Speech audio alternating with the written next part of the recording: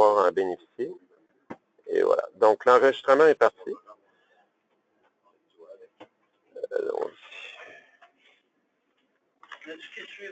Oui, j'ai des personnes qui suivent en ligne. Et je pourrais vous partager une copie de la présentation à la fin de la rencontre. C'est bon?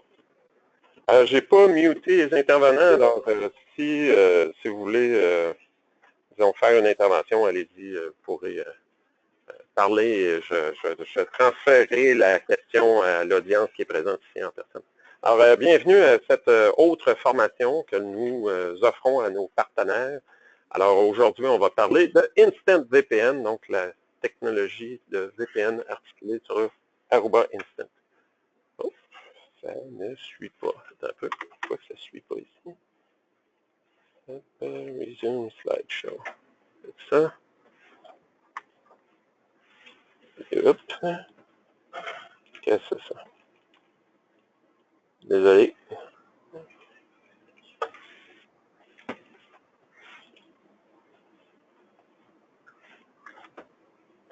Problème technique.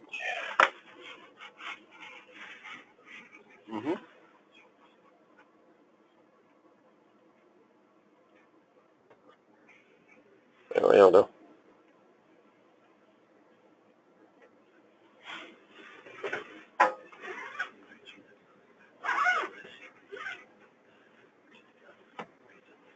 OK. Agenda très chargé aujourd'hui. Donc, on va regarder les différents modes d'opération d'Instant VPN. On va faire un petit résumé. J'ai un petit tableau qui résume les différents modes. Comment est-ce qu'on fait un design qui va être redondant et fiable? On va aussi regarder, pour vous, les partenaires, vous avez un accès à ce qu'on appelle le Aruba Solution Exchange, qui est un site qui vous permet justement de facilement développer votre solution et être capable justement de faire simplement un cut and paste pour, disons, rapidement déployer la solution. Après ça, on va regarder là, les différents détails au niveau de la configuration, donc pas à pas comment est-ce qu'on élabore la configuration. Quelques éléments de troubleshooting pour vous aider justement à régler les problèmes dans le cas où vous feriez face à différents petites problématiques. D'ailleurs, là-dessus, je vais pouvoir vous partager un peu de mon expérience personnelle. Et on a un petit démo à la fin. Donc, les modes d'opération. Donc, la solution Aruba Instant VPN est, dans le fond, une structure de VPN qui va être élaborée en étoile. C'est-à-dire qu'on va avoir des contrôleurs centralisés qui vont terminer le tunnel IPsec et on est en mesure de déployer, dans le fond, un tunnel VPN par branche. Certaines personnes vont pouvoir dire « Ah oui, mais c'est peut-être plus efficace ou plus performant si, mettons, on est capable d'élaborer un lien full mesh, comme par exemple une solution DMVPN ou la solution HP ADVPN, qui se trouve être un peu équivalent et qui permet, dans le fond, d'avoir un réseau complètement maillé, monté rapidement. Bon, dans mon ancienne vie, j'étais développeur pour Shiva, puis on élaborait justement des solutions de VPN.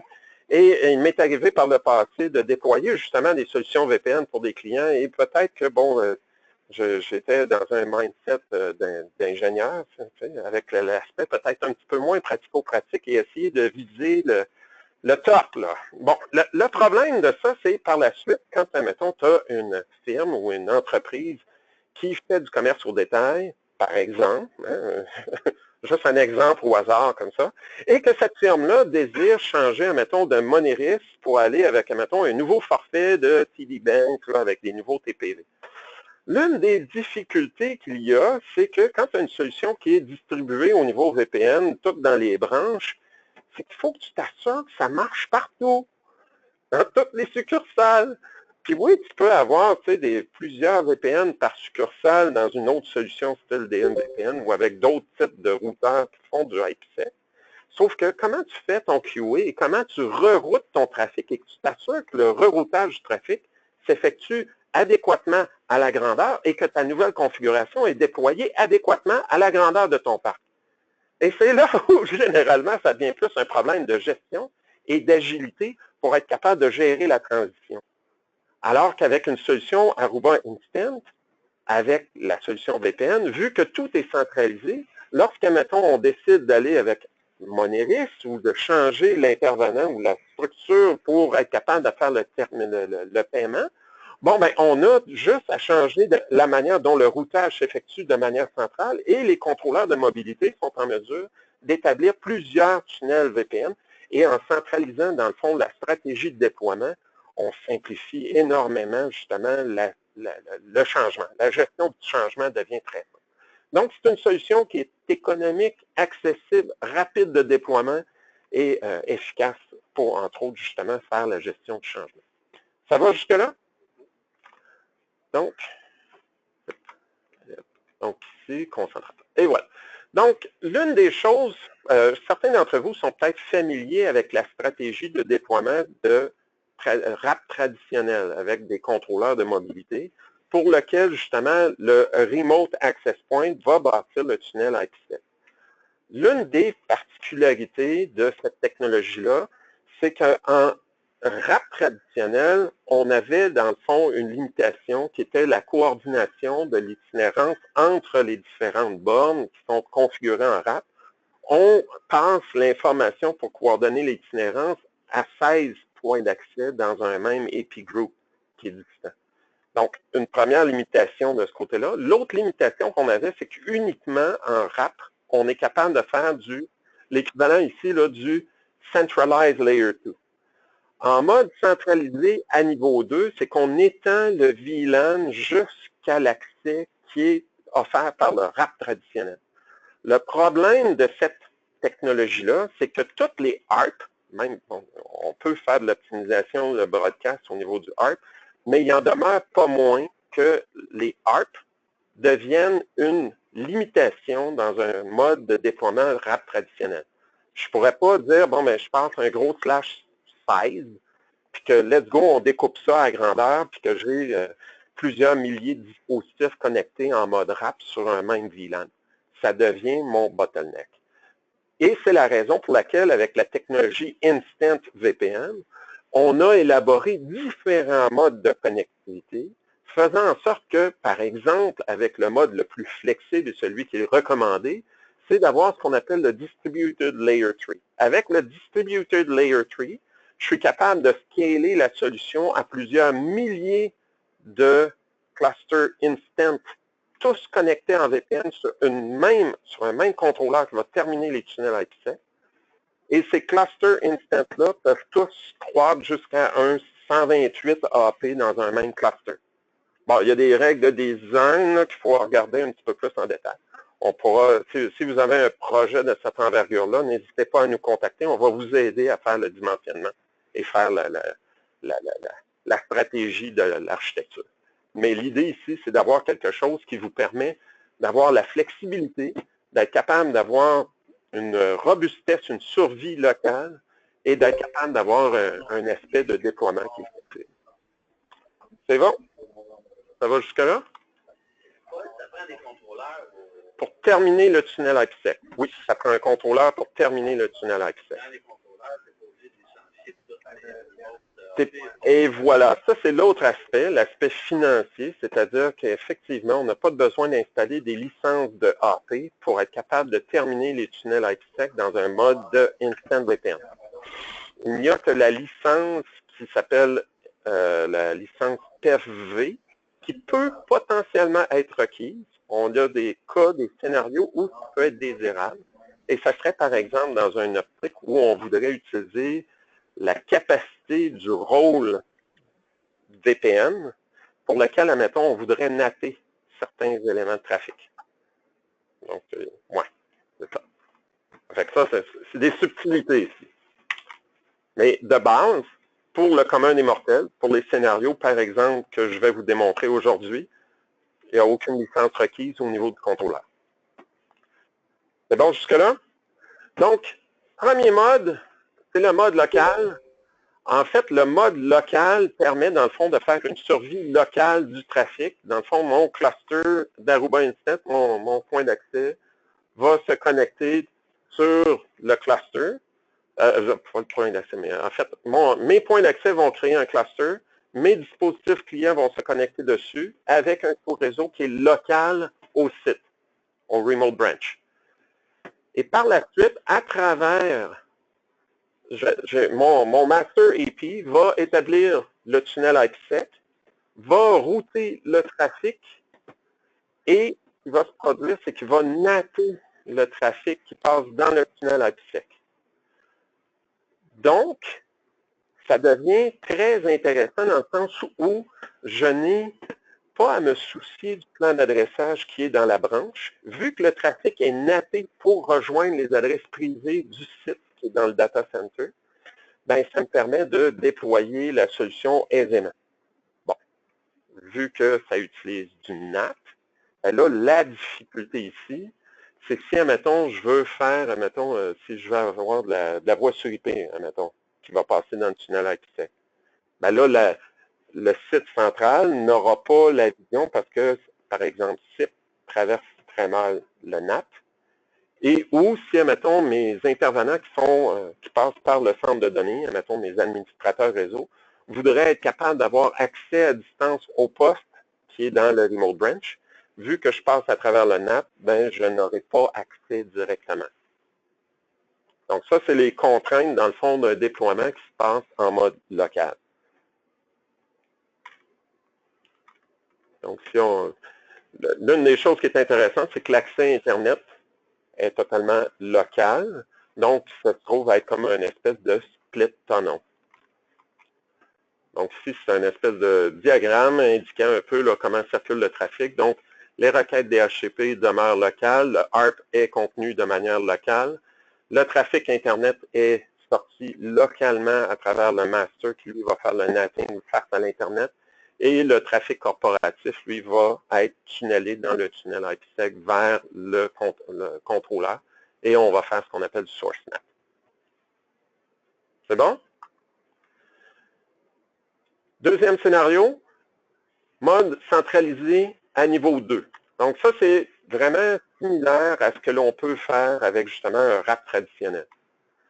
Un cas typique de déploiement pour lequel on ferait ce style de scénario de déploiement-là, par exemple, il y a une compagnie qui voulait offrir des services pour des télétravailleurs, des travailleurs à domicile, mais ces travailleurs-là devaient accéder, par exemple, au service SAP qui était déjà en place au niveau de l'entreprise. Et SAP était programmé avec des adresses IP statiques pour rejoindre les imprimantes. Alors, dans ce contexte-là, il faut que, dans le fond, le SAP, le gros engin de base de données qui est à l'intérieur du centre de données, lui, il doit avoir accès aux imprimantes qui sont dans les branches, avec des adresses IP statiques, pas d'adresse DNS, c'était bare IP. Alors, dans ce contexte-là, on n'avait pas le choix d'utiliser un mode de déploiement centralisé à niveau 2 pour lequel on est capable de contrôler exactement le plan d'adressage IP et définir exactement qu'est-ce qui est installé à quel endroit. Alors, dans ce contexte-là, encore une fois, les requêtes DHCP, tout dans le fond va être tunnelé et forwardé à l'intérieur du tunnel. Dans le fond, quand on regarde, même quand j'accède, oh, un peu, hop. Et là, c'est ça. Donc, dans le Centralized Layer 2, il y a, dans le fond, une option, on pourra regarder. Il est possible de faire soit en split tunnel ou soit en tunnel, en full tunnel. Donc, il est possible de forcer le dispositif à passer à travers le tunnel IPsec pour que son accès à Internet soit à partir du centre de données.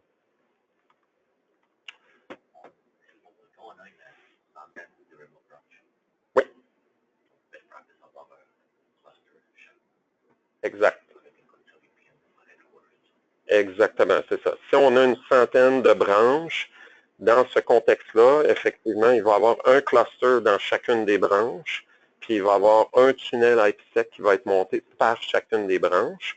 Puis là, bien, on va regarder. Si c'est juste une centaine de branches, tu as la flexibilité soit d'y aller en Centralized Layer 2 ou en Distributed Layer 3. Non, c'est ça. Avec la solution Instant VPN, tu n'as pas besoin d'avoir un contrôleur sur site, tu as seulement besoin d'avoir un contrôleur dans ton centre de données pour terminer les tunnels IPsec. Et voilà. Donc ici, vous avez, dans le fond, le détail de comment est-ce que le mode d'acheminement centralisé à niveau 2 fonctionne, avec le même diagramme. On a aussi le mode distribué à niveau 2.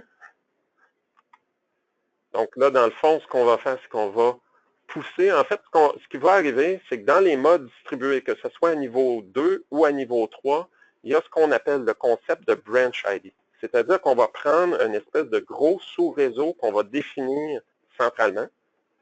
Puis, la solution Instant va s'occuper de découper, par exemple, le gros /size en sous-réseau pour être capable de l'attribuer dynamiquement et automatiquement à chacune des branches.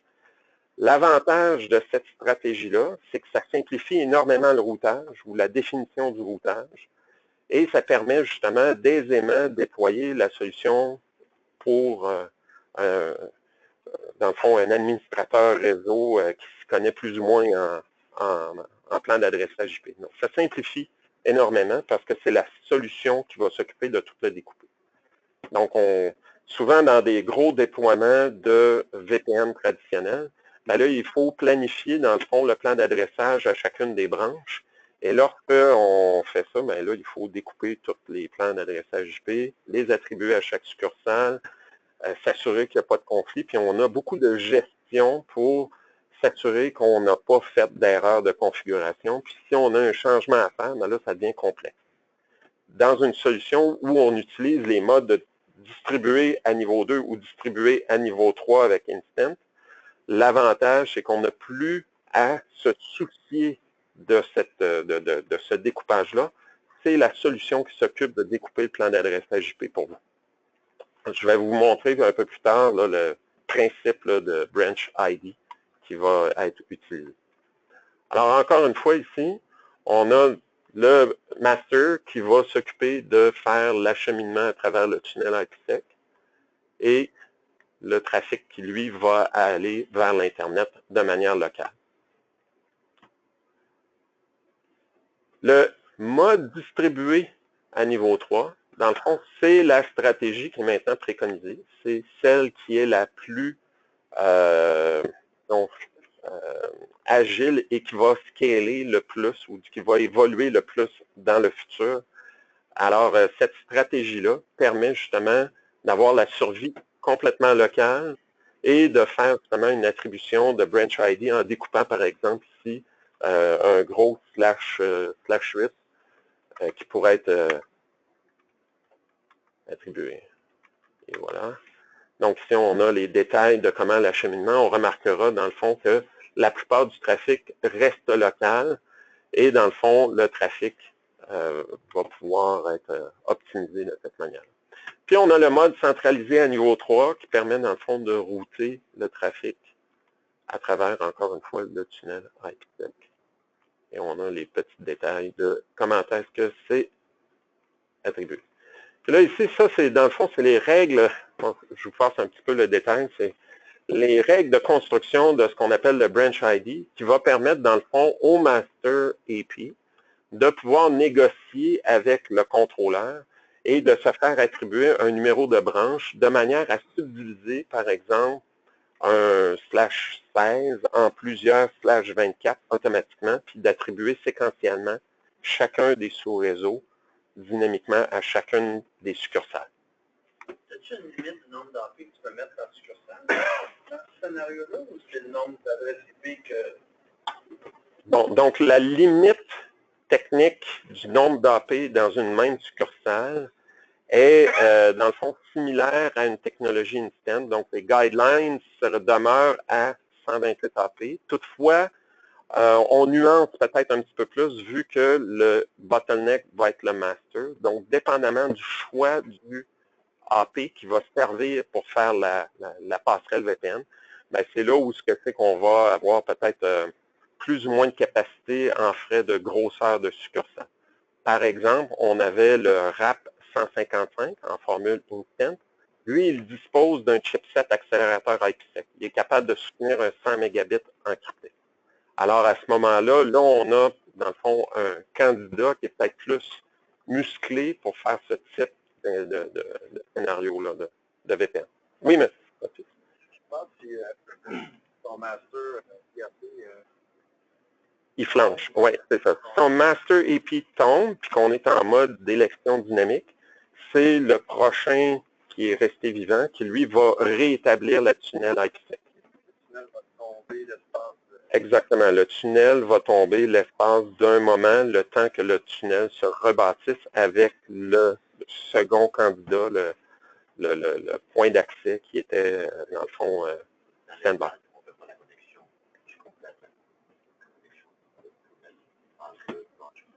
Exactement.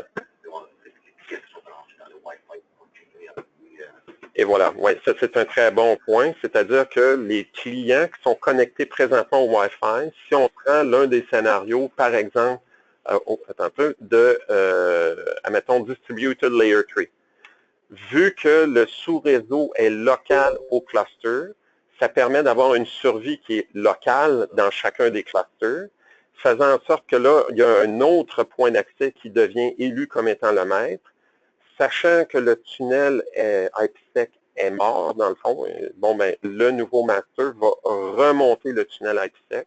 Et une fois que le tunnel est remonté, là, à ce moment-là, on est capable de rerouter le trafic à l'intérieur du tunnel IPsec. C'est bon? Même chose, c'est pendant que tu es déconnecté des contrôleurs. Tu perds ton master dans la branch. Ouais. Est-ce que le deuxième peut remonter et mettre en service ton réseau? Il est plus connecté sur le master controller. OK, ouais, c'est ça. Si, mettons, ton master AP tombe. Pendant que tu es déconnecté de ton contrôleur. Pendant que tu es déconnecté du contrôleur. Ton WAN est down. Ah, OK. Le WAN est down. OK. Si le WAN est down, ben, dans la solution Aruba Instant, il y a une possibilité d'avoir potentiellement 2 ou 3 uplinks. Donc, tu pourrais avoir des liens alternatifs vers l'Internet avec des probes actifs pour l'accès à l'Internet. Donc, par exemple, tu pourrais avoir un RAP qui est configuré avec 2 liens, potentiellement, 2 uplinks, pour être capable de monter ta liaison vers l'Internet via 2 fournisseurs. Pour monter ton deuxième master, il faut que tu sois en contact avec ton Exactement. Donc, ça dépend toujours comment est-ce qu'on fait le scénario. Si, admettons, on prend une solution instant VPN avec, par exemple, le point d'accès qui est ici, puis qu'on utilise l'un des ports ou les 2 ports ou la carte 3G pour être capable de monter le lien alternatif. Effectivement, si je perds l'AP qui sert pour faire le uplink vers l'Internet, je suis coincé. Oui. Toutefois, si, admettons, c'est ça. Donc, l'autre option, si on a besoin d'avoir une survie comme ça pourrait être de faire en sorte d'avoir un switch stack avec 2 switches montés en failover dessus, puis d'avoir un VLAN d'uplink vers un fournisseur Internet, puis un VLAN d'uplink vers un autre fournisseur Internet. Puis là, d'être capable de prober. Puis ça se faisait avec les masses. Ça va bientôt être disponible, ce feature-là, avec la Aruba OS pour les switches. Fait qu'on va avoir cette solution-là aussi de ce côté-là. C'est bon? Donc, dépendamment du scénario, il y a toujours des questions de survie locale, entre autres pour l'authentification 802.1x ou la survie locale au niveau de la branche, dépendamment si on est en split tunnel ou si on est en full tunnel. Donc, il faudrait peut-être plus nuancer ici les modes centralisés. Si on est en mode full tunnel, ben là, à ce moment-là, on n'a pas de survie locale si le tunnel tombe. Donc, les différentes recommandations, ce qu'il faut regarder, bon, si, mettons, vous n'avez pas besoin d'une visibilité au niveau du centre de données, le mode vraiment le plus simple où tu n'as pas à casser des plans d'adressage puis du routage, ben, il y a le mode local. Donc, si, admettons, c'est seulement pour accéder des services de base de données ou encore en SQL ou en HTTP avec un portail web ou des services web, bien ça passe bien à travers NAT. Alors, un scénario en mode local serait vraiment adéquat. Et si, admettons, comme par exemple l'aspect d'avoir besoin de contrôler avec une base de données SAP le plan d'adressage qui est octroyé aux différentes branches, là, à ce moment-là, on va utiliser le mode centralisé niveau 2, mais là, il faut être conscient de la limite de croissance à cause qu'on passe les paquets ARP dans les tunnels IPsec. Et sinon, bien, on s'en va justement en mode distribué à niveau 3. Distribué à niveau 3 est vraiment la méthode de déploiement qui est la plus recommandée, qui normalement adresse à quasiment 99% des besoins de tout le monde. Pour la redondance, au niveau des centres de données, si par exemple, on perdrait un centre de données ou un contrôleur dans un centre de données, ben, l'idée serait d'avoir, parce que dans la définition du tunnel IPsec au niveau de Instant, il est possible d'activer ce qu'on appelle le Dead Peer Detection et de spécifier une adresse IP d'un site secondaire sur lequel le tunnel IPsec peut être bâti. Alors, l'idée, c'est que si mon site primaire tombe, le Instant Master va, dans le fond, avec les espèces de heartbeats qui sont envoyés, détecter justement que le contrôleur est mort, n'est plus accessible. Et là, à ce moment-là, il va basculer le tunnel IPsec vers le site de relève. Donc, c'est le même genre de truc là ici, mais avec redondance géographique. Même genre de concept.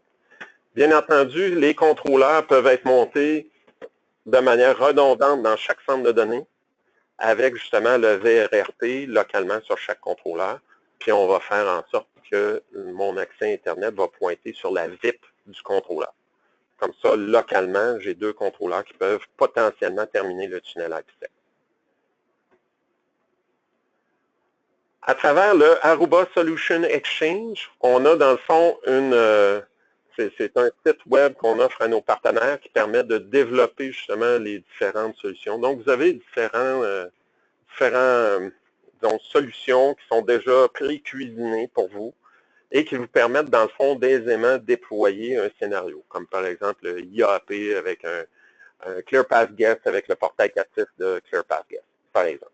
Donc, vous pouvez sélectionner ça, puis là, pas à pas, ils vont vous poser, il y a des questions interactives, puis là, vous remplissez les questions interactives et ça va aboutir sur une configuration que vous avez simplement soit à suivre les instructions pour la configurer ou encore faire un cut and paste.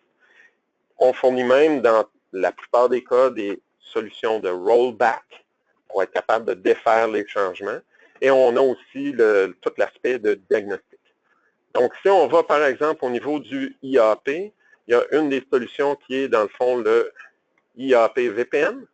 Et à travers le IAP VPN, dans le fond, on va présenter les mêmes informations que je viens de vous présenter avec le tableau. Et vous allez, dans le fond, choisir le mode de déploiement et pas à pas, vous allez construire la configuration, tant au niveau du contrôleur qu'au niveau du Aruba Instant. Ça va jusque-là? Là, ben, c'est ça. C'est cut and paste. Maintenant, pour faire un déploiement de IAP VPN, bon, ça vous prend dans le fond un contrôleur pour servir de concentrateur VPN. Ça vous prend aussi les versions 6.3 et plus au niveau du contrôleur. Il n'y a pas de licence requise pour la terminaison au niveau des VPN. Vous pouvez ajouter le PEV de manière optionnelle pour être capable de changer le rôle. Tout à l'heure, je vous glissais un petit mot là, dans le but d'être capable de faire ce qu'on appelle, par exemple, du NAT, donc du translation d'adresse, pour certains cas particuliers. Les modèles de version de IAP, c'est 3.2 et plus. Donc, pour ceux qui sont peut-être plus ou moins familiers avec la nomenclature de nommage des versions de Instant, on a dans le fond les 4 premiers chiffres qui correspondent à la version du Aruba OS qui est intégrée à Instant. Après, on a un tiret, et après ça, on a le numéro de la version qui correspond à Instant comme tel. Alors, quand on réfère à 3.2, mais ça se trouve être le tiret 3.2, quelque chose. Présentement, on est rendu à la version tiret 4.3, qui est la version la plus récente qui a été publiée. Je vous invite à quelques réserves, c'est tout nouveau, c'est tout beau. Prendre peut-être un petit recul et personnellement, la version la plus stable et la plus fiable que j'ai eu la chance de déployer, c'est la version 4.2.1.2, juste en passant. C'est bon. Lorsqu'on déploie justement avec la version 6.4 avec des IAP 4 et plus, pour établir le tunnel, on va vraiment avoir besoin d'une solution qui est gérée soit par Central ou encore par Airwave. Donc, on prend pour acquis que pour un déploiement d'envergure pour lequel on aurait besoin justement d'une solution Instant VPN, ben, faire ça manuellement, c'est comme un peu un non-sens. Alors, pour aisément utiliser les mécanismes de Zero Touch Provisioning et de déploiement facile, ben, on recommande fortement d'aller vers justement des Aruba Central et ou Airwave pour la gestion. Et il faut, dans le fond, autoriser les IAP qui vont se connecter en VPN. Donc, soit on autorise tout avec justement le IAP Trusted Branch DB Allow All pour permettre toutes les AP de pouvoir se connecter, ou encore on restreint en fonction de la MAC adresse qui est configurée. Oui. Question, ça revient vraiment à la base, là, pour comprendre le concept. La config des clusters se fait via le contrôleur dans le DMZ, via Airwave ou Aruba Central. Oui, la config des IAP, ouais, tu vas élaborer, par exemple, ta première configuration manuellement, puis tu vas l'importer dans Airwave ou dans Central. Puis là, après ça, tu vas élaborer ton template, puis une fois qu'il est joint dans Airwave et ou Central, là, la connexion VPN va s'établir. Le contrôleur sert juste à terminer le trafic. Le contrôleur ne sert qu'à terminer le trafic IPsec. Il sert juste à ça. Il n'y a pas de PAPI, il n'y a pas de AP Group. Exact. Le seul rôle qu'il y a dans le contrôleur, c'est le IAP VPN Role. Qui, lui, si tu veux avoir le contrôle sur le rôle IAP VPN, c'est là que ça te prend la licence PEV. Sinon, tu prends le rôle qui est par défaut, qui lui permet tout. Puis que ça route tout. Le contrôleur termine le trafic. Et voilà, c'est ça. Tu définis tes VLAN sur ton contrôleur, puis c'est tout. Oui. Il faut que le contrôleur soit aussi géré par Airwave. Tu n'es pas obligé d'avoir le contrôleur géré par Airwave. Okay. Le contrôleur pourrait être stand-alone tout seul dans un coin. Tu n'es pas obligé d'avoir ça. Il sert vraiment juste à terminer les tunnels IPsec. Bon. Idéalement, pour avoir une vue de bout en bout, une surveillance, ça serait préférable qu'il soit géré par Airwave et ou bientôt Central. Oui, c'est ça. Donc, excuse, Airwave, là, tu achètes des licences par AP. Par AP. 1000 AP, tu achètes une licence de 1000 AP. C'est une licence de gérer le contrôleur dans Airwave. C'est une licence de plus que tu as besoin pour Airwave pour être capable de gérer le contrôleur et surveiller le contrôleur. Exact. Donc, c'est juste une licence. De plus, une des 1000. Une des 1000 ou une de plus que tu vas acheter par rapport aux 1000 AP, admettons, que tu aurais voulu surveiller. Exact. Comme dans le fond, dans une solution de déploiement traditionnelle. Non, il n'y a pas de licence spéciale au niveau d'Airwave. C'est la même licence unitaire. Je pense, corrige-moi si je suis dans l'erreur, Anthony. C'est bien LIC-AW maintenant. Ça me c'est ça. Et voilà. C'est la même licence, effectivement, pour gérer les switches. Ça fait que si vous avez besoin de gérer les switches, ben, c'est la même licence. Avec Airwave. Exact. C'est LIC-AW. Pourquoi s'en priver? Et voilà, exactement. Pourquoi s'en priver quand on est rendu là? Effectivement.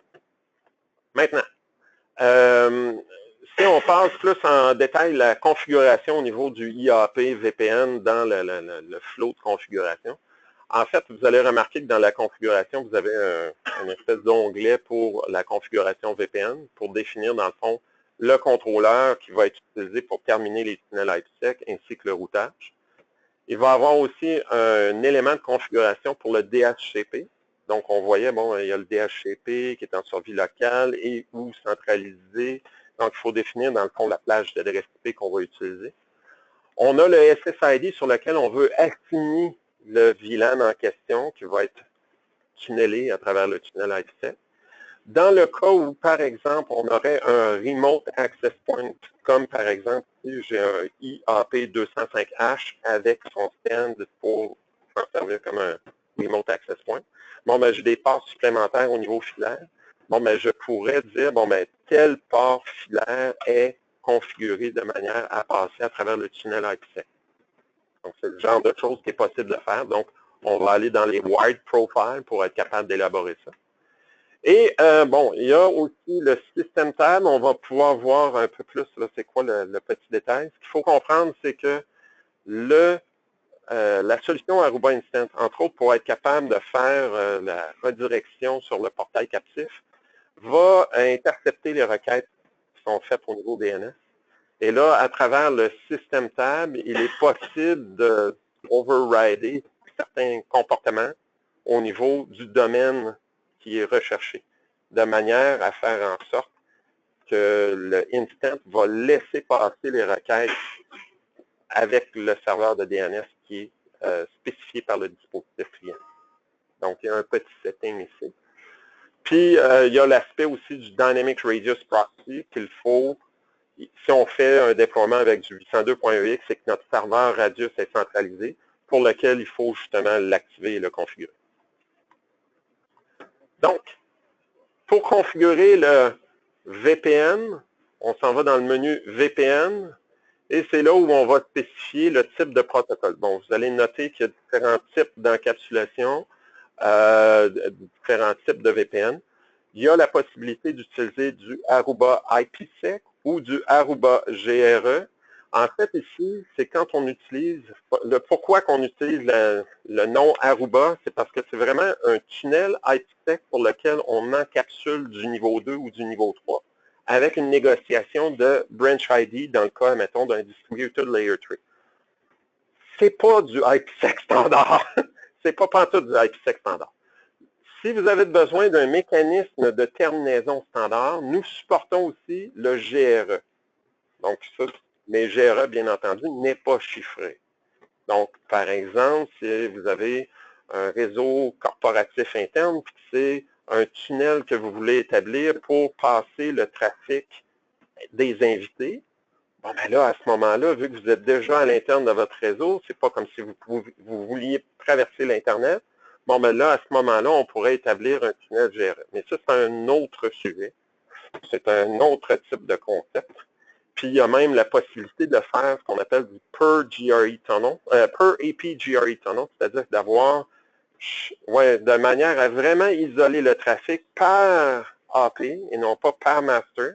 Puis là, en faisant du per AP GRE tunnel, ben dans le fond, on a l'intelligence qui est complètement distribuée. Donc, le workload est distribué à travers le cluster, donc c'est plus le master AP qui est le bottleneck. Ouais, il y a des questions de performance et aussi de sécurité qui peuvent jouer dans un contexte comme ça. Donc, vous avez les différents choix. Et bien entendu, ici, vous avez la possibilité de configurer le primary host, là où on va terminer le tunnel IPsec, et d'avoir votre Dead Peer Detection Secondary Host, c'est-à-dire d'avoir le point de terminaison IPsec de relève, qui normalement serait, par exemple, dans un centre de données, un autre centre de données. Ouais.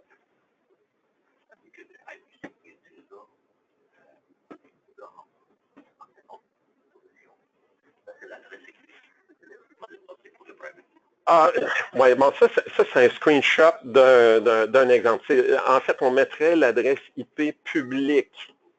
Ouais, ici, ils ont mis une adresse privée, j'en conviens. Tout à l'heure, si vous voulez, on revisitera la configuration de l'exemple du démo qui est présentement en place. Puis vous allez voir que c'est l'adresse IP publique qui est là.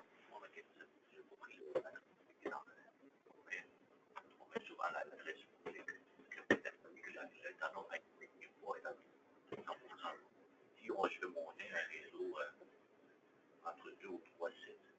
J'ai aucun IPsec. OK, là, toi, OK, tu voudrais monter un réseau IPsec entre 3 sites en full mesh, par exemple. Oui, non, c'est ça. La solution Instant VPN permet seulement de faire une connexion de type étoile. C'est ce que je disais au début. C'est-à-dire que ça permet de faire un star topology only. Ça ne permet pas de faire du multi-site. Puis là, effectivement, du AD-VPN ou DM-VPN est une solution qui est peut-être plus adéquate si c'est ce que tu recherches. Oui. Dans le fond, on disait, tu as 2 contrôleurs dans le haut, puis exact. tu passes au travers ton nuage, puis toutes tes brands qui n'ont pas de contrôleur, ils ont juste des IAP. Exact.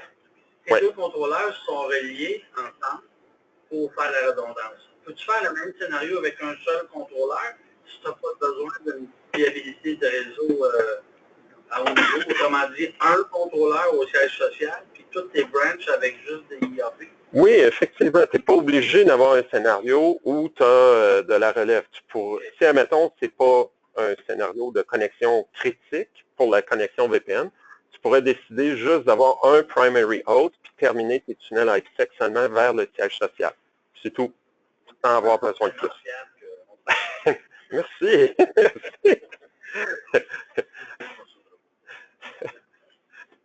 Et voilà.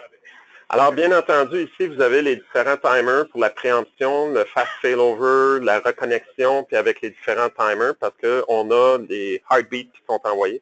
Donc, on peut être plus ou moins agressif sur la rapidité à laquelle on envoie les heartbeats, puis le nombre de paquets qu'on tolère au niveau des heartbeats qui sont perdus.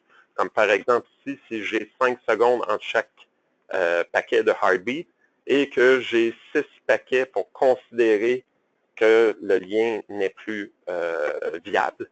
Bon, mais dans le fond, j'ai une trentaine de secondes avant que je décide de basculer vers le backup host. Donc, c'est les choses là qu'il faut regarder. Est-ce que 30 secondes, c'est suffisamment agressif ou pas, ou c'est trop agressif? Donc, ça dépend du délai de relève qu'on désire mettre en place. Par la suite, on va définir, dans le fond, le routage. Et c'est là où on va définir, par exemple, la route qui va être employée. Par exemple, on va dire, bon, ben, mon segment dans mon centre de données, c'est tout du 10, donc 10, 000, 255, 00. Et là, j'indique c'est qui mon gateway. Ici, dans le fond, à cause que l'exemple précédent, ben, c'était, dans le fond, dans un laboratoire avec des adresses IP privées, mais en fait, il faut mettre l'adresse IP publique de ce côté-là. Une des choses qu'il faut faire attention, parce que c'est arrivé il y a même pas 2 semaines chez un de mes clients, en fait, si tu recherches à aller dans ton réseau, dans le centre de données, ben, il ne faut pas que ton plan d'adressage local rentre en conflit avec ce que tu cherches à aller. Donc, l'exemple ici était que, bon, la personne s'est mise sur son réseau local à la maison, le plan d'adressage 10.0.0.0. Oui, c'est ça. Il s'est mis un /8, commence par 10, à la maison. Alors, bien entendu, quand il essayait de rejoindre l'information qui était au centre de données, qui lui aussi était sur le 10, bon, ben, ça prenait le chemin qui était le plus proche. Donc, il n'arrivait jamais à rejoindre le distant à travers le tunnel accès. Mais bon. Oui, effectivement. C'est peut-être qu'effectivement, il était un adepte du IoT, comme tu dis, et qu'il avait énormément de dispositifs à la maison. Je doute que son serveur DHCP était gagé pour supporter. Alors, il faut faire attention, hein, on a un maximum de 32 routes qui sont supportées avec la solution Aruba Instant VPN. Alors, il faut juste faire attention dans la manière dont on élabore, idéalement privilégier l'agrégation de routes pour minimiser la complexité qui est ici. C'est bon? Celle-là, OK, ça, ouais, OK. Pour le VRRP, effectivement, il faut the gateway IP is the actual controller IP from, not the public IP of the VPN host. OK. Ouais. Mais encore là, ça, c'est à cause qu'ils ont fait l'exemple au niveau d'un réseau privé. Ça, je vais vous le montrer tout à l'heure avec l'exemple. Je pense que ça va être plus simple. Bon, le cas particulier ici, là, qu'il faut faire attention, c'est si, admettons, vous avez besoin d'élaborer des routes. Tout à l'heure, ce qu'on voyait ici, là, les routes, là, il faut mettre dans l'ordre les routes pour, dépendamment des gateways par lesquels vous allez tomber. Donc, par exemple, si, mettons, j'ai 10.0.0 ici, puis que là, ça tombe sur mon gateway qui est mon primary host pour le VPN. Bon, ben, il va falloir que je crée une deuxième route qui est comme secondaire, qui va pointer sur le gateway de relève.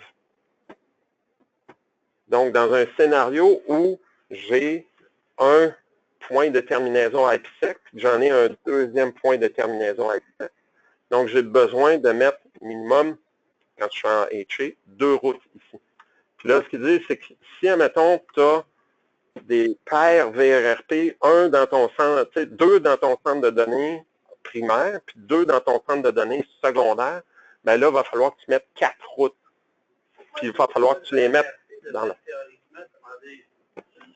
Oui, OK. Tu ne peux pas terminer ton tunnel IPsec sur la VIP comme tel. C'est dans la nature même du protocole IPsec. Il faut que tu termines ton tunnel IPsec sur le véritable host. Sur le hardware host, parce que les clés de sécurité sont négociées entre les deux. C'est pour ça que, par exemple, du côté instant dans le cluster, si le master, il tombe, puis là, c'est un autre AP qui prend la relève, les clés étaient dans le master. Le slave ne peut pas prendre la relève dynamiquement. Ça serait briser le protocole IPsec de faire ça. D'où la raison que là, j'ai besoin d'avoir des terminaisons pour chacun, puis d'avoir les routes pour chacun. Donc, si on a une solution pleinement redondante avec 2 hosts dans chaque centre de données, là, à ce moment-là, j'ai 4 routes. Puis là, ben, dans cette considération-là, ben, il faut prendre pour acquis que là, ben, j'ai un maximum de 32 routes disponibles. Puis là, j'en ai bouffé 4 juste pour faire mon acheminement de base. Alors là, il faut faire attention. Correct? Est-ce que chaque branch est considéré comme une route? Non, pas chaque branch est considéré comme une route. Chaque liaison vers ton centre de données. Ça serait la manière de voir ça. C'est quand même correct. Oui, oui, c'est en masse de flexibilité pour un déploiement normal. L'autre chose qu'il faut faire attention, c'est qu'il n'y a pas de concept de PBR dans Instant. Je n'ai pas de Policy-Based Routing intégré dans Instant. Puis je n'ai pas de VRF dans Instant. J'ai un stack de routage. Alors, si,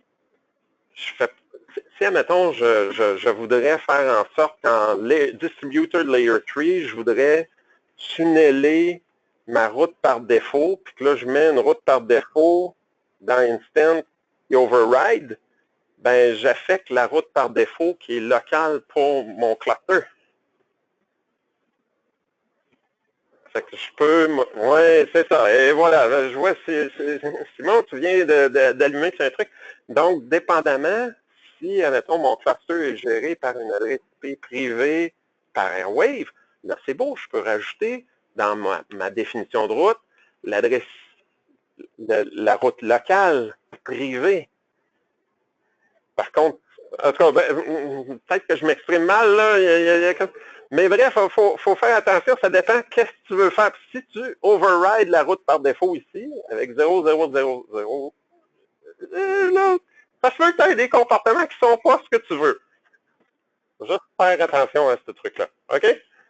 C'est là où tu vas peut-être, si c'est ça que tu veux faire, là, tu vas mettre le tunnel en Centralized Layer 2, puis là, ça va être vraiment le Layer 2 VPN que tu vas passer. Sur un IAV de 800 km de ton site principal. Très bon point, effectivement. Et si tu t'essayes à faire ça, effectivement, tu ne fais pas ça dans un site qui est à 800 km en liaison satellite pour juste l'essayer. Parce qu'effectivement, tu vas te peinturer dans un coin. Tu vas te faire une traite de 800 km pour aller retraiter ça. Ben, ça dépend. Ça peut être intéressant de faire du 800 km, mais ça dépend si tu es pogné à bicyclette ou à pied. Ça, c'est moins fun.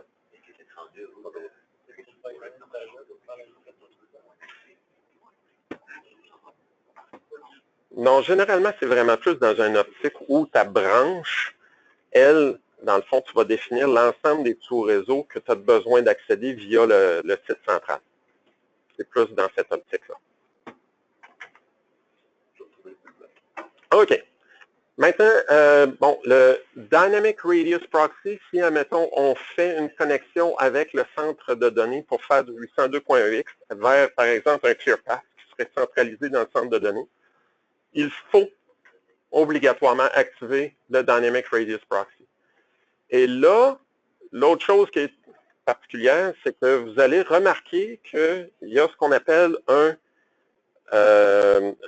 pool d'adresses qui doit être réservé pour le L2TP à l'interne. Puis bon, dans le fond, le tunnel IPsec, il encapsule le trafic des IAP vers ce pool d'adresses-là. Bien, l'adresse IP qui sert à terminer le IPsec, l'adresse IP interne, c'est elle qui est utilisée pour faire les requêtes Radius. Alors, ce n'est pas l'adresse IP du contrôleur virtuel qui est là. Alors, c'est un petit détail aussi qu'il faut noter pour être capable de s'assurer que le routage, si mettons, on fait l'acheminement du trafic VPN, est fait de manière appropriée pour que justement l'authentification Radius puisse bien fonctionner. Mais ça, je vous... Ah, OK, oui. 800 km satellite. Oui, liaison satellite, 800 km, juste pour éviter... La latency de 500 millisecondes. Avec un latency de 500 millisecondes. Bon. C'est juste IPsec qui va donner le problème.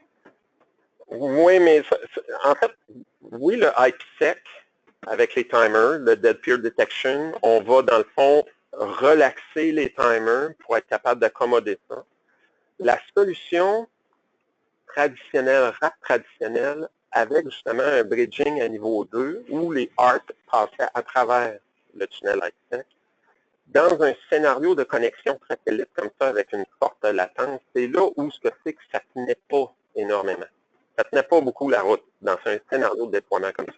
Et c'est là, avec la solution Instant VPN, avec le Distributed Layer 3, parce que tu as une survie locale et que ton ARP est local, que la solution Instant VPN sur des liens à forte latence fonctionne très bien. Ça fait le point de tantôt, c'est si, mettons, on s'en va jouer avec la table de routage ici, puis qu'on fait, mettons, un changement dans l'acheminement de la table de routage, puis que là, ben, c'est pour un site qui est distant. Ben, ouais, tester localement avant de faire ce type de changement-là, parce qu'à ce moment-là, tu pourrais te peinturer dans un coin. Mais normalement, je ne verrais pas pourquoi quelqu'un voudrait... Ben non, il y a un cas pour lequel on va faire l'override de la table de routage ici, mais en fait, c'était plus un contexte historique parce que quand on a introduit la solution de Instant VPN, on n'avait pas la capacité au départ de faire du VPN centralisé à niveau 2. Maintenant, c'est disponible, donc il n'y a plus de raison logique de faire ça, de faire l'artifice qu'on avait fait à l'époque.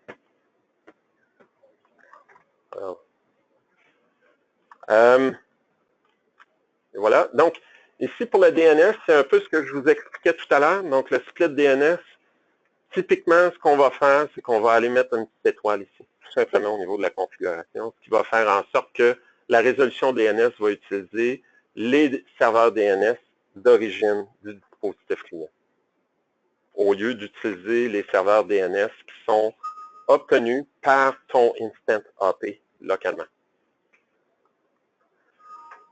Par la suite, le Wired Profile, un peu le même genre de truc pour lequel ici, on va faire l'assignation au niveau du VLAN, puis on va le faire pointer sur le VLAN qui est créé pour la définition du tunnel IPsec. Donc ici, dans le fond, c'est un exemple de quand on fait l'assignation du VLAN, ben, on va stipuler que c'est géré par le contrôleur. Puis là, dans le fond, on va sélectionner avec le drop-down le VLAN qu'on veut avoir. Ici, vous avez dans le fond tous les exemples ou toutes les combinaisons possibles. Voilà. Donc, lorsqu'on fait la configuration au niveau du contrôleur, c'est là où on va ajouter, dans le fond, dans le whitelist, l'adresse MAC du IAP qu'on veut autoriser à terminer. Bien entendu, si vous avez plusieurs IAP dans un cluster qui est décentralisé, comme ils peuvent tous potentiellement être élus comme maîtres, ben, il faut mettre l'ensemble des IAP, à moins de mettre là, la commande là, allow all. C'est bon? Donc, il faut tous les tituler comme étant des candidats potentiels à terminer le tunnel IPsec. Donc, ici, vous avez justement le rôle par défaut qui est listé ici. Là, donc, c'est le Default VPN Role qui est interne.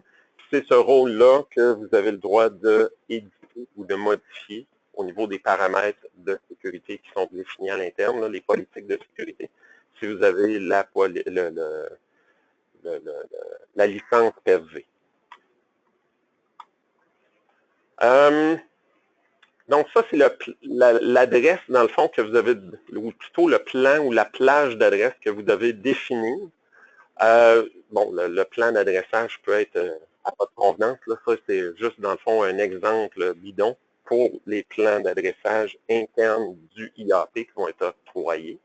Dans mon exemple, moi, j'ai utilisé un plan d'adressage distinct, mais ça pourrait être quelque chose qui fait partie de manière continue de votre plan d'adressage. Donc, ça pourrait être du 192, 168, à, mettons, 255, de 2 jusqu'à, mettons, 254. Ça ferait la job pour adresser, par exemple, un peu plus de 250 branches. Et, dans le fond, ici, vous avez le rôle pour lequel, justement, on associe le pool en question. Donc, l'autre chose qui est possible de faire, c'est, dans le fond, pour les contrôleurs Aruba, on supporte le routage OSPF. Avec le routage OSPF, il est dans le fond même possible, on a comme un petit tag pour signifier qu'on peut redistribuer les adresses internes qui servent pour le RAP VPN, donc les adresses qui ont été définies ici, hein, du RAP pool. Alors, ça permet de le redistribuer dynamiquement à l'interne du réseau via OSPF. Ça permet de faire, par exemple, si vous avez un contrôleur dans un site A, un contrôleur dans un site B pour terminer les tunnels IPsec, d'être capable d'annoncer ces routes-là à l'interne de votre réseau et d'offrir justement de manière dynamique le routage adéquat pour être capable de rejoindre chacune des branches. Et voilà. Par la suite, bon, ben, il y a justement la petite commande show IAP table, on pourra le regarder tout à l'heure, et ça vous permet de voir justement si les tunnels sont up et quels sont justement les sous-réseaux qui y sont attribués. Bien entendu, au niveau des, de la configuration de switch, une des choses qu'il faut faire attention, c'est par exemple si on a je ne sais pas si l'exemple ici est correct, là, comme là, il y a le VLAN 200 et 240. Il faut justement que ces VLAN-là, 200, 240, soient sur la configuration de votre switch local dans chaque branch. Parce que, dans le fond, si vous avez plusieurs IAP qui partagent un même cluster, puis que, dans le fond, le master permet de passer le trafic IPsec, mettons, on a défini un VLAN qui se trouve être, dans le fond, le VLAN, comme là, mettons, 240. Le VLAN 240, c'est ce qui va être utilisé entre les IAP, même si ça n'existe pas localement dans la branche, pour être capable d'acheminer le trafic de ces individus-là qui sont connectés sur ce SSID-là ou sur ce port physique-là. Alors, il faut que le VLAN existe dans chacune des branches. C'était d'ailleurs je ne comprenais pas hier quand je répétais, puis j'avais fait quelques changements, puis là, je ne comprenais pas. Mon tunnel, mon démo fonctionnait uniquement sur mon master AP. Puis là, quand j'étais connecté sur un autre que le master, hey, ça ne marchait pas, mais c'est ça. Mon port de switch n'autorisait pas le VLAN. Je l'ai activé, puis ça s'est mis à fonctionner. Donc, troubleshooting. Donc, pour diagnostiquer la connexion au niveau VPN, il y a quelques commandes qui sont intéressantes ici. Donc, le Show DHCP Allocation, qui vous permet de vérifier, dans le fond, quel VLAN, quel sous-réseau est attribué à quel endroit.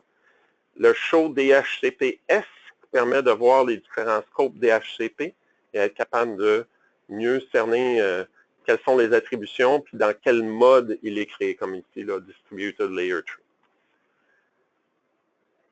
On est capable justement de vérifier comment est-ce que les connexions sont établies au niveau justement du contrôleur centralisé avec le show IAP Table Long, permettant justement de voir quel VLAN est associé avec quel sous-réseau et avec quel cluster qui est associé à ce sous-réseau-là.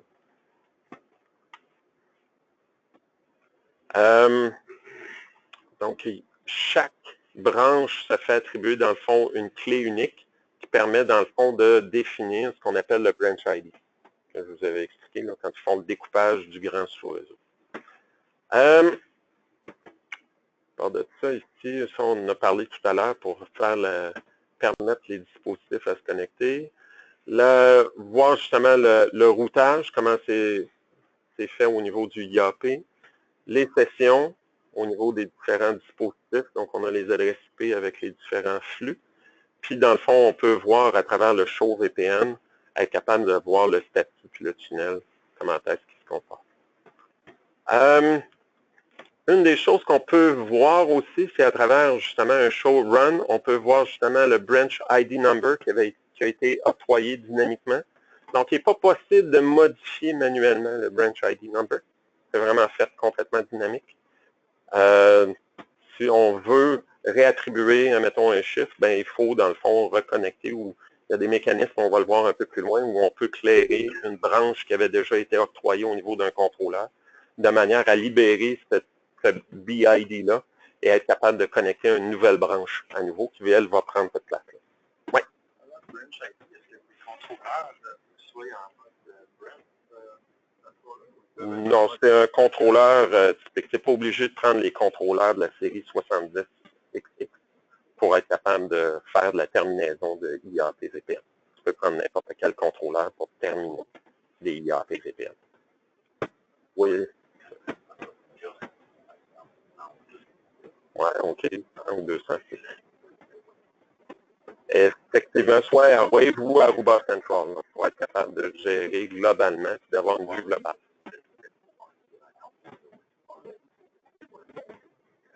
Oui, effectivement, pour avoir les statistiques et être capable de savoir justement si le throughput adéquat ou... De toute façon, depuis la version 6.4, on est obligé de prendre Airwave pour Aruba Central.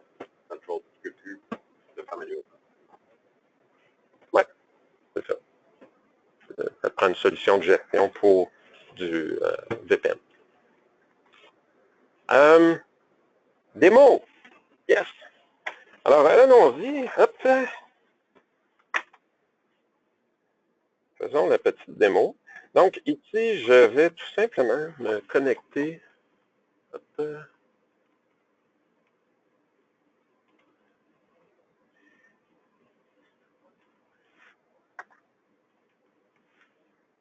Donc, ici, je me connecte sur mon cluster local. Dans le fond, comment j'ai trouvé l'adresse IP de mon cluster local? C'est tout simplement avec un IP config. Je regarde le plan d'adressage IP qui m'a été octroyé. Je suis connecté ici comme étant Paul sur le SSID Aruba Instant. Avec justement ce dispositif-là, on voit que bon, j'ai l'adresse IP 192.168.216.229. En fait, si on regarde un peu, je peux... Hop. Et voilà. Donc, mon scénario présentement, c'est que j'ai un poste qui est connecté sur Aruba Instant, le SSID Aruba Instant. J'ai un cluster de 4 IAP. J'ai aussi mon téléphone qui est connecté sur Aruba Instant 5 TSK. Et dans le fond, mon Instant ici va tunneler à niveau 3 et va établir une liaison vers un VPN niveau 3 qui se trouve être le VLAN 16, qui me donne des adresses dans le 192.168.216. C'est un /23. Puis lui, il a été découpé avec le branch ID et tout le tralala. Puis mon téléphone, dans le fond, que j'ai ici, est connecté sur l'autre SSID que lui, j'ai tunnelé à niveau 2 sur le VLAN 15 qui est dans le centre de données qui est terminé sur En fait, j'ai mis un 70-30, mais c'est un 70-10. Bon, on s'en fout. Et voilà. Puis tout ça, ben, c'est tunnelé à travers justement du IPsec qui est sur le port UDP 4500, donc c'est le IPsec NAT Traversal, NAT-T. Donc si j'ai mon dispositif client, hop, mode mouse. Si on regarde, par exemple, mon serveur Airwave, mais mon serveur Airwave, je l'accède avec l'adresse IP privée. Donc, je passe à travers mon tunnel IPsec pour m'y connecter. Oh non, attends un peu, j'ai changé de mot de passe. Oups. Et voilà. Là, je suis connecté là-dessus. Puis,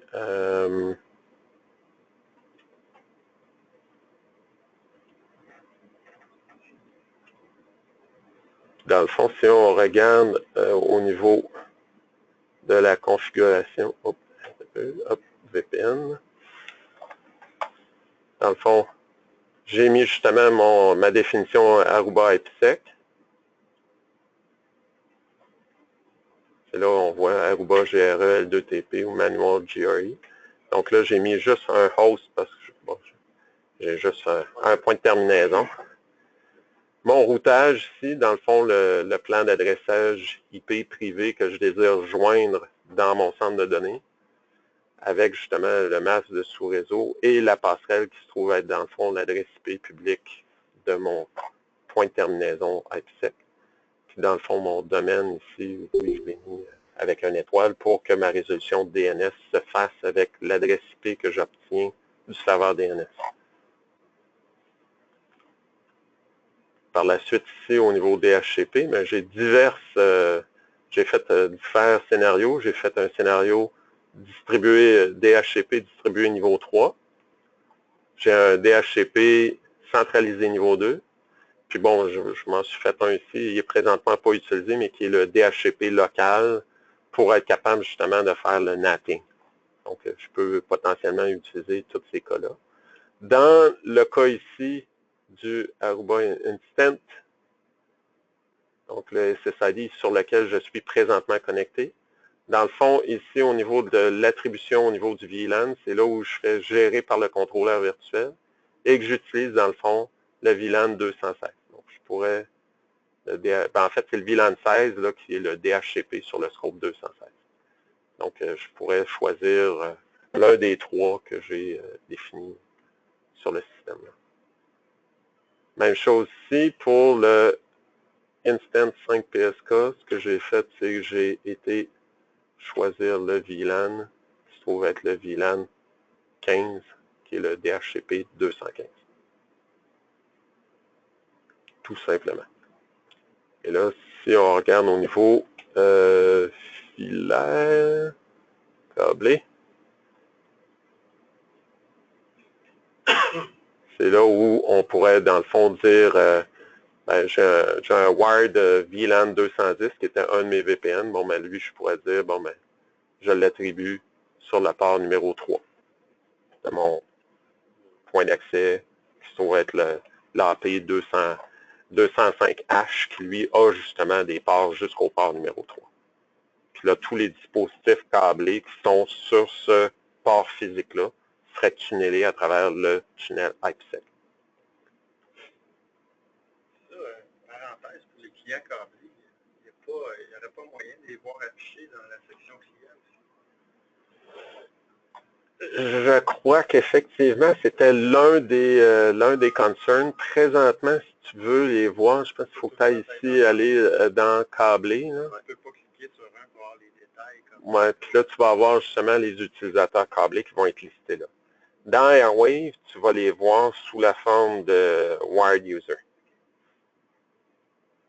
Mais oui, j'avoue que ça serait cute de le voir. Là. Puis là, tu l'exploses, tu vois ton client, puis tu vois au lieu de qu'il soit, mettons, sur un rôle qui est sans fil, mais tu le vois qui est associé sur un wire, puis au lieu du ISSID, de le voir direct. Je pense que tu pourrais faire un feature request, ben, on est quand même à l'écoute, là. Regarde, on a finalement des points d'accès qui ont un port filaire qui n'est pas droit, qui est comme incliné sur le côté. C'est tout nouveau. Fait qu'on est à l'écoute de nos clients. Ah, OK, je te ferai une petite visite à côté. Ouais, pour ceux qui... c'est peut-être une des bonnes choses de venir ici même en personne, c'est que, bon, étant le centre de test pour tous les nouveaux points d'accès ici à Montréal, ainsi que tout le centre de développement low-level driver pour tous les nouveaux points d'accès ici même à Montréal, ben, c'est le fun. Il y a plein de choses sur les comptoirs, un peu partout. Alors, il y a plein de choses. Il y a plus que juste du café à venir ici. Il y a une petite valeur ajoutée à venir faire un tour de l'étage. Alors, ça, c'est un petit message pour nos amis qui sont à distance. Vous êtes les bienvenus. Le café, c'est le bonus. Ah, le café? Non, moi je sais pas, je suis peut-être trop techno. Moi, le bonus, c'est de faire un tour de l'étage. Donc, ça résume un peu là, la connexion ici. Si on regarde plus en détail pour voir le tunnel, donc je vais démarrer un petit. Hop, 192 dans l'écran. Oui, attends un peu. Ça s'en vient. 216, 225. Hop. Admin. 5. Est-ce que je pose un autre ouvrir? Et voilà.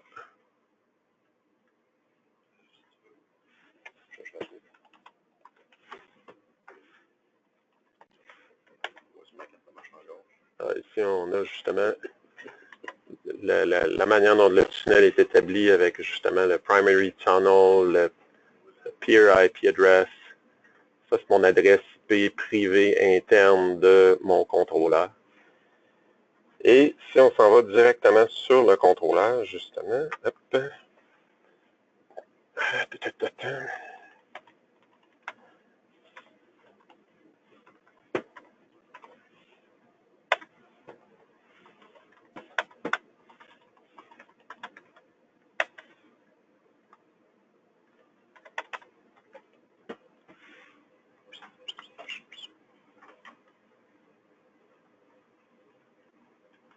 Si je fais mon show crypto, IPsec, show,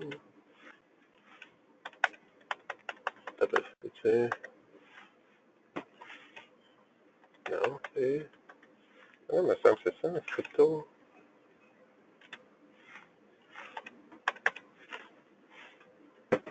Ah oui, IPsec.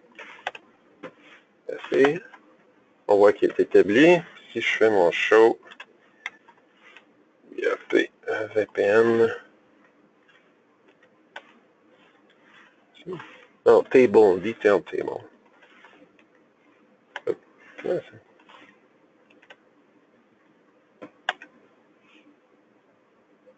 Ah, il est là. OK, long. Et voilà. C'est là où justement j'ai mon instant demo poll avec le inner IP. Puis la clé, le branch ID key. Ça marche. Si on regarde le...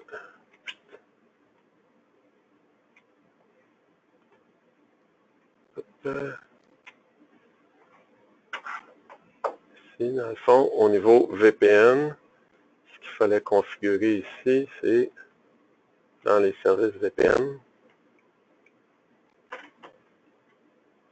C'est justement ici le pool d'adresses IP qui est utilisé. Moi, j'ai utilisé un plan d'adressage qui était complètement en dehors de mon pool d'adresses. Comme ça, je peux le voir facilement. C'est plus pour une question de démonstration. Dans votre cas, idéalement, comme là, moi, j'ai tout un plan d'adressage sur 192, 168, quelque chose. Mais quelqu'un prendrait, dans le fond, un autre segment dans histoire d'être capable de faire de l'agrégation de route, là, puis pas être complètement à part. Là. Alors, c'est l'idée ici. Est-ce que vous avez des questions? Donc, c'est relativement simple à mettre en place. Rien de très compliqué de ce côté-là. Bon. Oui. Vis-à-vis le positionnement de ça. Oui. C'est quoi la recommandation de vis-à-vis de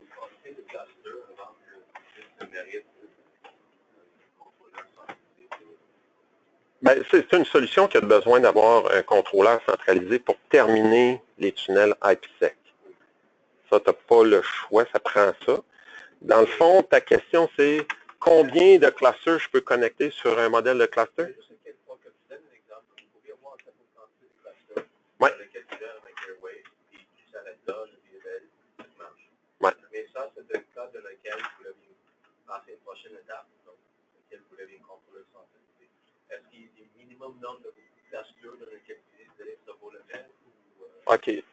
Le nombre de clusters qui peut se connecter sur un contrôleur dépend du nombre de tunnels IPsec que le contrôleur est capable de supporter.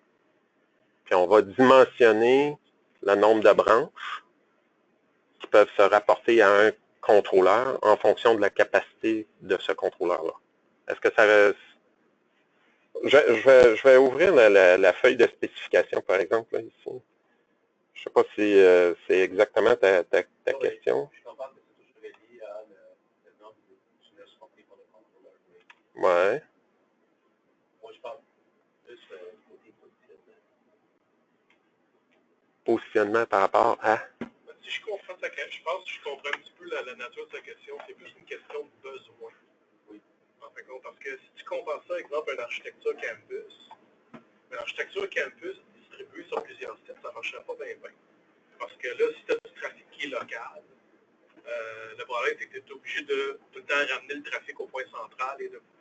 Donc, il fonctionnait en mode bridge avec des contrôleurs. On sait que ça a ses limitations.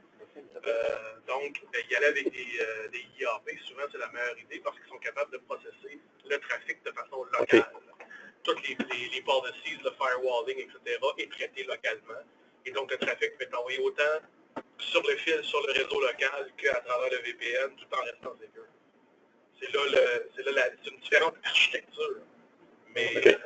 Il n'y a pas de point où est-ce que tu dis, une fois que je suis rendu à tant de clusters ou à tant d'AP, il faut que je switch l'architecture, sinon ça ne marche pas. Il n'y a pas vraiment cette idée-là. Oui, effectivement. Ouais, dans ce contexte-là, effectivement. Bon, si je résume un peu là, le point pour l'enregistrement ainsi que pour ceux qui sont à distance. En fait, la question, c'est au niveau de l'architecture. Au niveau de l'architecture de réseau, une solution traditionnelle de déploiement AP Campus, puis qui serait centralisée, un peu comme chez Hydro-Québec, où les contrôleurs de mobilité, les 7240, sont dans leur centre de données, dans leurs 2 centres de données.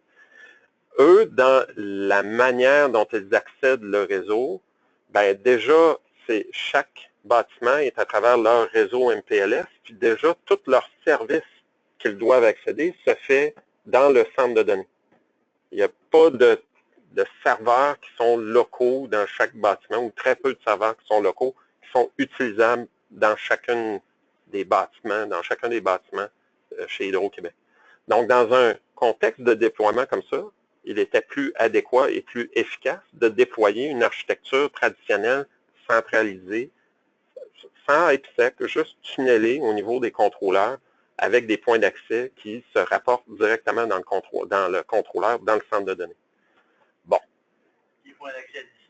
C'était pas en fait, ils sont déployés en mode campus, même s'ils passent à travers le WAN sur un réseau MPLS, la capacité de leur WAN est suffisante que ça fait le travail. Puis anyway, les usagers qui étaient avec un accès filaire devaient obtenir leur service qui est dans le centre de données. Alors, à quelque part, ça fait juste plus naturel là, de fonctionner comme ça de manière centralisée. Contrôleurs centralisés, IAP dans des succursales à distance, mais via le réseau privé MPLS. Ben, c'est des AP. C'est des AP qui sont déployés chez Hydro-Québec. Bon. C'est ça. Là, dans le contexte ici, c'est qu'on a une architecture qui, au lieu d'être passée, par exemple, à travers un WAN qui serait un WAN MPLS, on passerait à travers un réseau Internet dans un contexte de All Internet Access.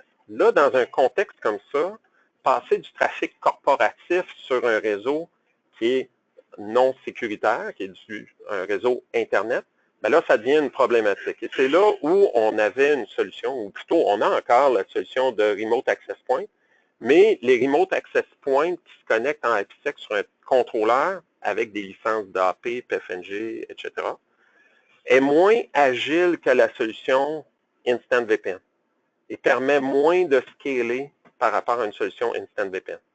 Parce que je suis limité en Remote Access Point à faire des AP Groups de 16 si je veux coordonner l'itinérance entre eux. Puis je suis limité à ne faire que du tunnel à niveau 2, centralisé à niveau 2, pour tunneler tout le trafic. Ce qui met énormément de pression sur la liaison IPsec. Alors, dans un contexte comme ça, la solution Instant VPN permet de scaler beaucoup plus. Vraiment énormément plus. Beaucoup plus flexible. Surtout quand on utilise le mode distribué niveau 3. C'est la méthode de déploiement qui est la plus simple, la plus efficace et la plus performante. Puis, c'est là où c'est que le seul point qu'il faut regarder, à part le dimensionnement du nombre d'AP dans un cluster, mais ça, bon, ça reste quand même relativement facile de ce côté-là, c'est vraiment de regarder sur quel contrôleur on va terminer le tunnel IPsec, puis on va choisir le contrôleur en fonction du nombre de sessions IPsec concurrentes qu'on veut être capable de supporter. Donc, avec le 7005, je suis capable de supporter 512 tunnels IPsec, donc 512 clusters différents. Puis, on va regarder c'est quoi le throughput que je suis capable de sortir. Donc, sur un 7005, je suis capable de sortir 1.2 gigabits de throughput IPsec. Alors, c'est quand même pas pire. C'est le plus petit contrôleur. C'est là où c'est que ça devient très avantageux, c'est qu'au niveau du coût de revient, pour être capable de terminer des tunnels IPsec, la solution Aruba, même il y a certains vendeurs qui disaient, ben pourquoi qu'on ne vend pas ça comme étant plutôt des VPN appliances? Ça coûte beaucoup moins cher que des solutions concurrentes. Ça, j'étais pour dire, comme d'un cas de figure, chez nous, nos petits sites remote sont tous équipés avec des firewalls redondants qui servent de VPN point. Et voilà. Puis nos clusters d'instance sont derrière ça, puis les finales locaux sont gérés par le firewall. Ça vient remplacer tout ça finalement. Tu pourrais remplacer tout ça exactement dans des... Tu réduis tes coûts d'infrastructure drastiquement, puis en plus de ça, ben, tu simplifies ta solution, puis tu as une visibilité aussi qui est super là, avec Airwave, là, dans ton cas, là, c'est comme tu vois tout ça, puis tu as tous les outils de diagnostic. Oui, c'est une solution qui est aisément redondante, aisément déployable, puis très, très économique quand on compare des solutions compétitives. Oui. Bien sûr. C'est ça, dans le cas là, qu'on regarde, c'est le 7005. Si tu fais juste... Oui, c'est ça. Si tu fais juste ton 7005 pour terminer du IPsec, oui, c'est le niveau de performance auquel tu peux t'attendre. Si ton 7005 fait d'autres choses, effectivement, ça mettons que bâtit d'autres tunnels vers d'autres endroits, ben il faut que tu restes dans ces guidelines-là. Mais ça reste quand même quelque chose qui est correct là. 512 sessions IPsec, pas pire là. Tu peux en faire pas mal. 1500 US list. Oui, pour 1500 $ US list, puis tu n'as pas de licence à payer, oui, c'est bien. Tu montes une solution redondante avec 2 items comme ça, puis oui. C'est... Oui, tu as fait les maths. Oui. Je vois ton sourire.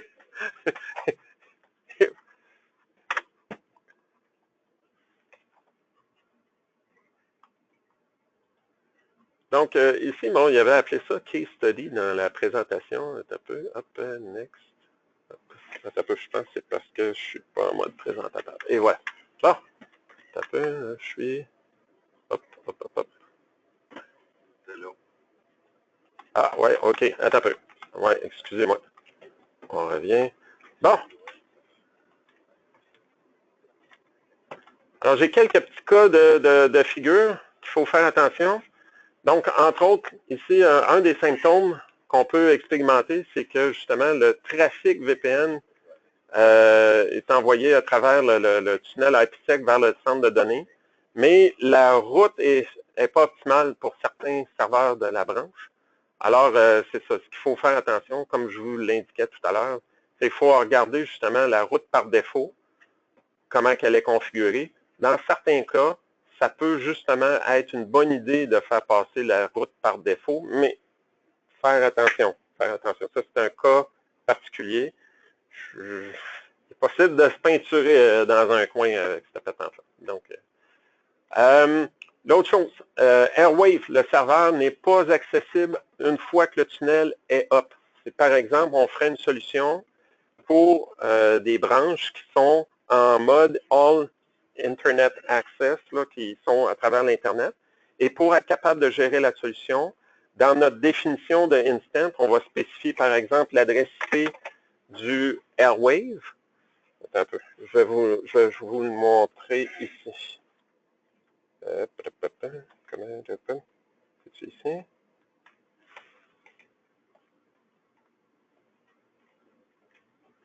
Par exemple,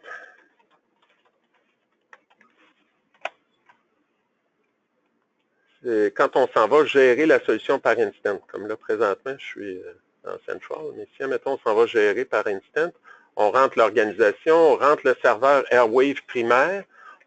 Ici, pour le serveur Airwave primaire, on mettrait l'adresse IP, par exemple, publique de Airwave. Puis le serveur de sauvegarde de Airwave, c'est là où on mettrait l'adresse IP privée une fois que le tunnel est établi de Airwave. Parce que c'est ça, une fois que le tunnel est établi, ben là, le tunnel étant up, ben là, le routage, il y a juste un stack de routage dans Instant. Et c'est là où c'est que là, pour rejoindre le Airwave, il est possible que tu sois plus capable d'aller le rejoindre via son adresse IP publique, mais plutôt avec son adresse IP privée. Au lieu d'avoir un serveur de sauvegarde, ça du champ comme deuxième adresse IP. Exactement. Sinon, ben, tu pourrais toujours y aller avec la résolution de nom DNS, mais là encore, il faut que tu fasses attention parce que là, ton instance, c'est lui-même qui fait sa résolution DNS, puis il va utiliser le serveur DNS qu'il a reçu dans sa branche. Alors, si tu es dans un contexte de gestion All Internet Access, comme concept, dans ta branche, mais là, à ce moment-là, ça pourrait ne pas fonctionner parce que ton nom de domaine va toujours résoudre vers ton public. À moins que tu fasses une entrée publique. Oui, bien encore là, ton entrée publique avec une adresse IP privée, ça ne marchera pas. C'est son premier point. C'est ça. Ça fait que là, c'est ça. Il faut juste faire attention à ce petit détail-là. Ça fait que... Ouais, tu pourrais... Tu peux mettre l'adresse IP. Ouais. Le X, c'est que tu ne veux pas nécessairement au niveau public, dans ton DNS public. Et voilà, tu ne veux pas donner des indices sur ton adresse, ton plan d'adressage interne. Normalement. OK. Ça, c'était le petit point ici. Hop. Hop, un peu. On continue la présentation.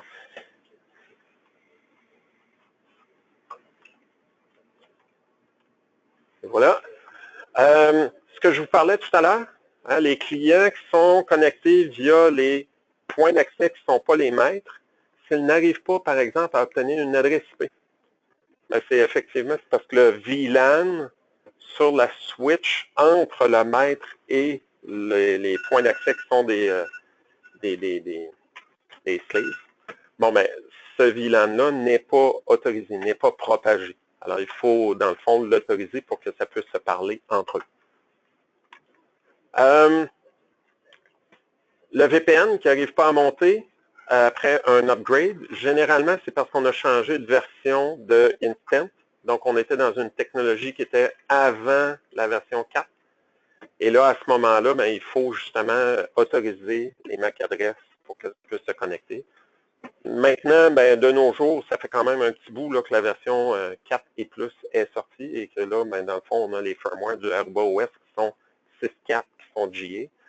Alors, il n'y a pas de raison d'utiliser, dans le fond, des versions antérieures, mais bon, c'est là, dans le fond, à titre historique.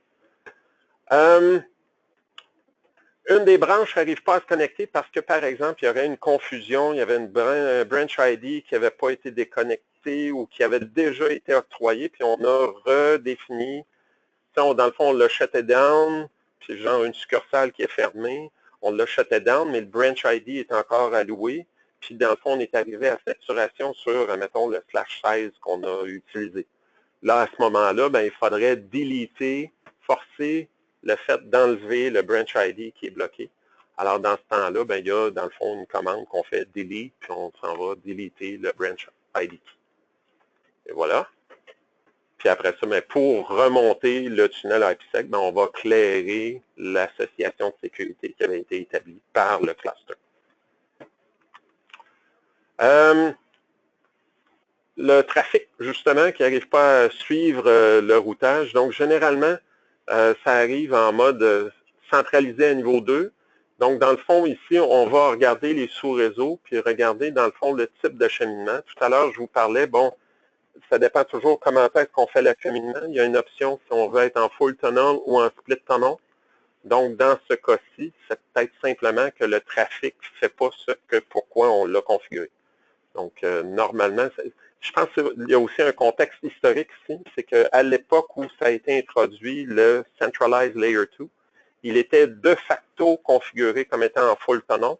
Maintenant, c'est optionnel. On peut le mettre en split tunnel. Donc, ça dépend vraiment du mode d'acheminement ici.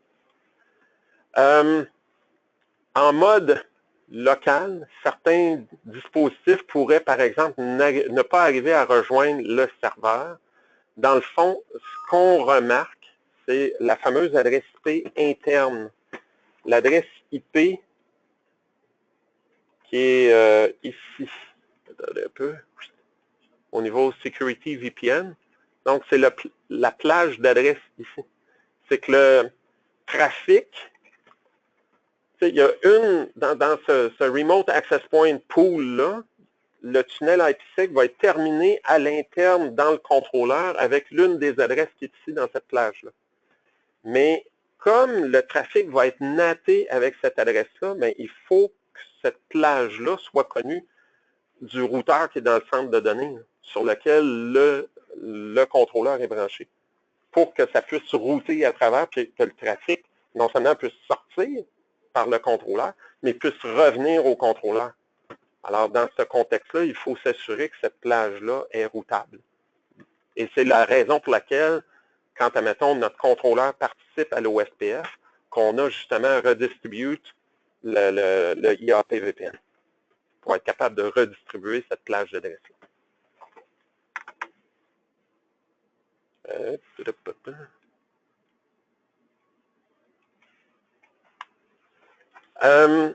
Le trafic n'arrive pas à être routé adéquatement une fois qu'on bascule sur le failover. Généralement, ça, c'est une problématique, encore une fois, qu'il est probable que la route, dans le fond, qui permet de rejoindre le wrap pool, mais du contrôleur de relève, ne soit pas disponible. Alors, il faut s'assurer que, justement, cette route-là, sur le contrôleur de relève, soit elle aussi disponible dans pour que le chemin puisse être annoncé et que le trafic puisse revenir adéquatement. Problématique de résolution DNS. Donc, regardez justement, parce que par défaut, au niveau instant, on intercepte les requêtes DNS, et on utilise le DNS qui est local à instant. C'est peut-être pas ce qui est désiré, surtout si, admettons, on veut faire un tunnel IPsec et qu'on veut utiliser les serveurs DNS corporatifs qui sont dans le centre de données pour être capable de rejoindre les adresses qui sont dans le centre de données. Alors, à ce moment-là, il faut justement ajouter un petit astérisque pour faire en sorte de bypasser le hijack que le instant fait. Une autre des problématiques qu'on voit, c'est justement on n'arrive pas à obtenir une adresse IP du côté niveau 2, quand on est en mode centralisé à niveau 2. En fait, souvent, c'est parce qu'on a créé la définition du VLAN, mais le VLAN n'est pas, comme ce n'est pas un VLAN réel qui est disponible véritablement au niveau de la connexion physique sur un port quelconque du contrôleur. Dans le fond, on utilise plus ce VLAN-là de manière virtuelle pour, après ça, être capable de router le trafic à l'intérieur du centre de données. Comme il est terminé localement sur le contrôleur et qu'il n'est pas associé à un port, il est possible que le VLAN soit en mode down au niveau opérationnel. Alors, il faut tout simplement le mettre de manière opérationnelle à up pour que là, il soit fonctionnel. Bon, un autre petit détail. Au niveau .1x, il est possible que justement, l'authentification n'arrive pas à s'établir adéquatement, généralement, c'est parce qu'au niveau de la définition du cluster, on n'a pas activé le Dynamic Radius Proxy. Alors, il faut activer cette fonction-là au niveau de la configuration du système, de manière à ce que l'adresse IP du wrap pool puisse être utilisée pour faire l'authentification 802.1. Et comme c'est l'adresse IP du wrap pool qui est utilisée, ben c'est là où il est possible que quelqu'un dise, ben pour mes authentifications Radius, pour simplifier la configuration de mon serveur Radius, ben je vais natter tout ce qui est de mon wrap pool avec l'adresse, en fait, avec les ports UDP 1812, 1813 pour l'authentification Radius. Je vais natter ça pour que ça aille, admettons, sur mon serveur d'authentification NPS ou ClearPath, de manière à ce que ça arrive avec la même adresse IP. C'est là où tu aurais besoin de la licence FV. Sinon, j'imagine que tu peux définir le subnet. Oui, effectivement. Tu pourrais définir le subnet pool dans ClearPath, par exemple, et dire, bon, ben, c'est tout le subnet du wrap pool qui est autorisé à faire mes requêtes Radius avec cette clé-là. Oui, tu peux faire ça. Oui, il n'y a pas de problématique à faire ça. Le COA, donc ça peut être un autre truc. Si, admettons, le trafic .1x est source-naté, ben le COA ne fonctionne pas dans ce contexte-là. Alors, il faut désactiver le NAT pour, je veux dire le NAT pour le COA. Qui revient, dans le fond, à ce que tu viens de dire. Dans le fond, tu permets l'appelage au complet dans ClearPath. Puis ça va marcher. Puis tu n'auras pas besoin d'aucune licence. Et voilà. Et ça complète la formation. Alors, j'espère que vous avez apprécié.